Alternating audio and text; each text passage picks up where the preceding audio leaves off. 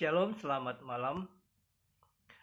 Bapak Ibu Saudara, dalam rangkaian renungan kita berturut-turut dalam beberapa hari ini, kita memperhatikan secara khusus dari Mazmur pasal 1 ayat 1 sampai dengan yang ke-6. Mari kita berdoa sebelum kita merenungkan firman Tuhan. Terima kasih Bapa, kami bersyukur Engkau beri waktu lagi untuk merenungkan firman-Mu, karena firman-Mu lah yang menjadi pedoman hidup kami dan menuntun kami untuk semakin mengenal Engkau dan memiliki relasi yang semakin dekat, baik dalam persekutuan doa dengan Engkau ya Bapa. Kami berserah kepadamu, kemuliaan hanya bagi nama-Mu. Di dalam nama Tuhan Yesus kami berdoa. Amin. Bapak Ibu, dalam beberapa hari ini kita akan memperhatikan dari Mazmur pasal 1 ayat 1 sampai dengan 6. Berbahagialah orang yang tidak berjalan menurut nasihat orang fasik, yang tidak berdiri di jalan orang berdosa, dan yang tidak duduk dalam kumpulan pencemooh, tetapi yang kesukaannya ialah Taurat Tuhan, dan yang merenungkan Taurat itu siang dan malam. Ia seperti pohon yang ditanam di tepi aliran air, yang menghasilkan buahnya pada musimnya, dan yang tidak layu daunnya. Apa saja yang diperbuatnya berhasil. Bukan demikian orang fasik, mereka seperti sekam yang ditiup angin. Sebab itu orang fasik tidak akan tahan dalam penghakiman. Begitu pula orang berdosa dalam perkumpulan orang benar. Sebab Tuhan mengenal jalan orang benar, tetapi jalan orang fasik menuju kebinasaan. Pemazmur yang secara khusus memberikan kepada kita dua jenis orang, yaitu orang benar dan orang fasik. Kemarin kita sudah sedikit bersama-sama merenungkan tentang orang benar. Itu dengan dasar Amsal pasal 29 ayat 2. Jika orang benar bertambah, bersukacitalah rakyat. Tetapi jika orang fasik memerintah, berkeluh kesahlah rakyat.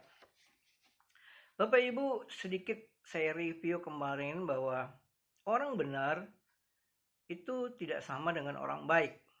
Ya, orang yang baik belum tentu orang benar. Tapi orang benar pasti baik. Maksudnya karena yang ditekankan bahwa orang benar, dia adalah orang yang takut akan Tuhan, punya relasi yang benar dengan Tuhan, dan itu akan nampak dalam kehidupannya. Yang menarik, saya membaca sebuah posting di media sosial yang menarik, ialah orang jujur bisa bohong. Ini satu hal yang menyentak saya dan membuat saya berpikir. Orang jujur bisa bohong. Ada apa dengan kejujurannya? Benarkah kejujurannya adalah dari hatinya ataukah hanya untuk menutupi supaya orang melihatnya dia baik? Tapi di sini hari ini kita akan merenungkan dari Mazmur ini dengan memperhatikan satu hal yang khusus, ialah kualitas hidup orang yang benar. 2-3 hari ke depan kita akan sama-sama memperhatikan Mazmur ini. Memang tidak mudah untuk memelihara hidup benar di tengah-tengah lingkungan dan situasi yang tidak kondusif, yang tidak mendukung. Sejauh ini pengamatan saya dengan situasi yang kita hadapi ini, memang kita dapat melihat orang yang benar-benar takut akan Tuhan dan orang yang hanya kulitnya saja kelihatan baik. Tidak mudah pemerintah berjuang, tetapi di tengah perjuangan yang dilakukan untuk menolong masyarakat, ada yang menyambut positif dan mendukung, tapi ada juga yang tidak. Bahkan memanfaatkan situasi sulit ini untuk mencari keuntungan. Satu hal yang real di lingkungan kami ialah Ada orang berjualan, bersaing, mencari pelanggan, tapi dengan cara-cara yang tidak benar. Nah, hal-hal seperti ini tentu menjadi koreksi dan sesuatu yang perlu kita kembali merenungkan. Kualitas kehidupan kita di tengah-tengah dunia yang semakin sulit, yang keras ini akan ditunjukkan itu dari dalam hati. Ya, apa yang di dalam diri seseorang, kualitas seseorang itu akan terlihat. Nah, pada hari ini kita secara khusus merenungkan dan memperhatikan, nanti Bapak Ibu dapat merenungkan lebih jauh lagi. Tetapi yang digambarkan di sini seperti dikatakan, berbahagialah orang yang tidak berjalan menurut nasihat orang fasik, yang tidak berdiri di jalan orang berdosa, dan yang tidak duduk dalam kumpulan pencemooh. Kemudian itu dipertegas di dalam ayat 6, Tuhan mengenal jalan orang benar, tetapi jalan orang fasik menuju kebinasaan. Tuhan mengenal jalan orang benar, mengenal apa yang ada di dalam diri kita masing-masing.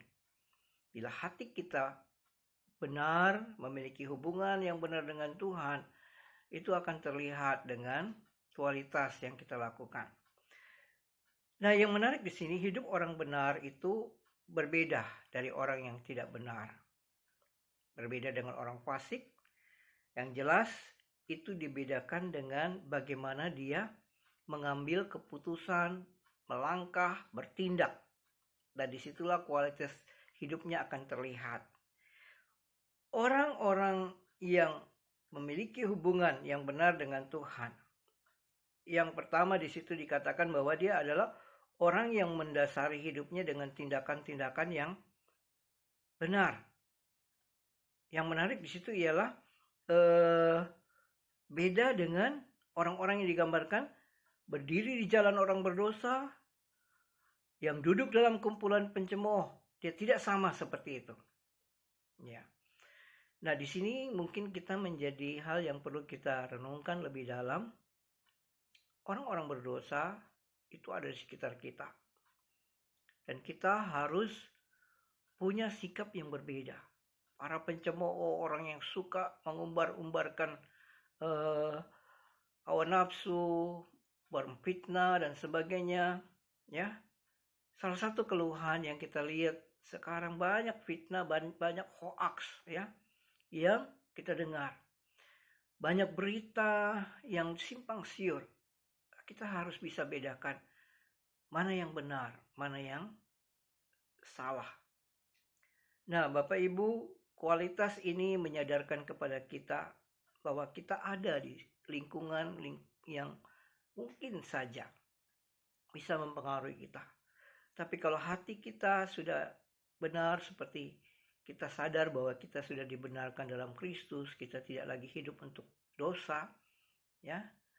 Kita tidak mau, tidak berjalan, tidak ada di dalam langkah-langkah orang fasik, orang yang tidak takut Tuhan. Tapi kita selalu diingatkan untuk takut akan Tuhan dalam setiap keputusan kita. Pertimbangan-pertimbangan yang paling penting disitu dikatakan ada sebuah hal yang menarik, ialah kata nasihat.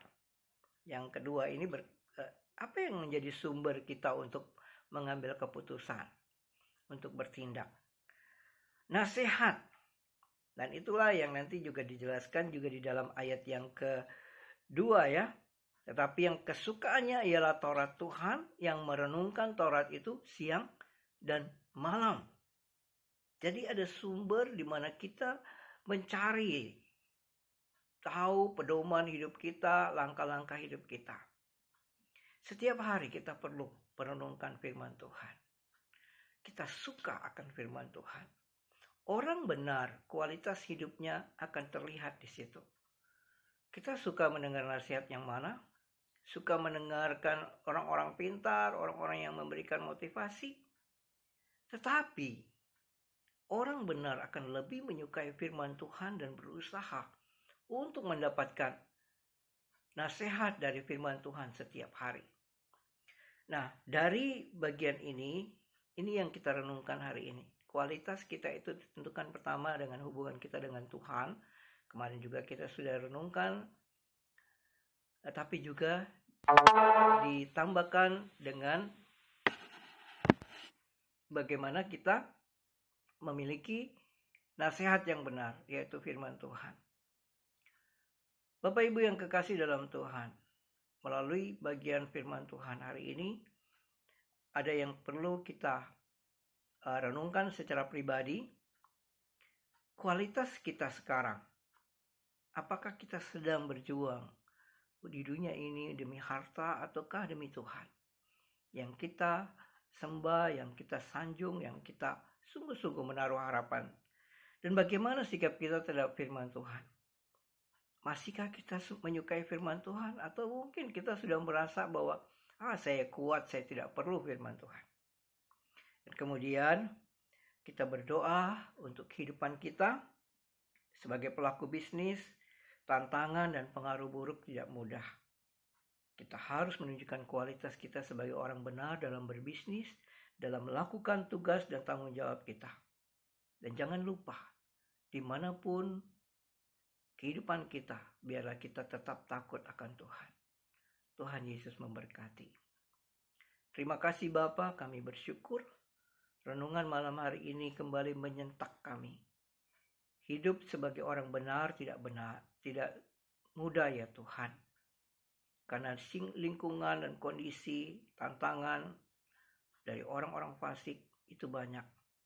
Tapi kami belajar malam hari ini, Tuhan tolong kami. Supaya kualitas kehidupan sebagai orang benar dapat kami tunjukkan dan buktikan. Kami hanya membutuhkan kekuatan dan pertolongan-Mu Tuhan. Bimbingan-Mu setiap hari.